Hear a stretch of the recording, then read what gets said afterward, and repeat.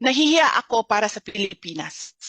Noong sinabi sa akin na ganun yung nangyari, isang tao na convicted ng child abuse of IP children ay sinight in contempt ang isang IP lawyer who managed a multi-awarded city.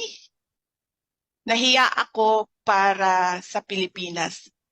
Nahihiya ako para sa Pilipinas. Alam niyo ba sa ibang bansa, kapag convicted ka ng child abuse, para kang may leprosy. Walang lalapit sa iyo. Walang tatanggap sa iyo sa trabaho. Mas mataas pa ang mga taong may leprosy kesa sa mga taong convicted ng child abuse sa ibang bansa. Pero dito, sa ating bansa, ang isang tao na convicted ng child abuse, may power. Saan ka nakahanap ng ganyan? Nahihiya ako as a Filipino na ganito ang ating House of Representatives.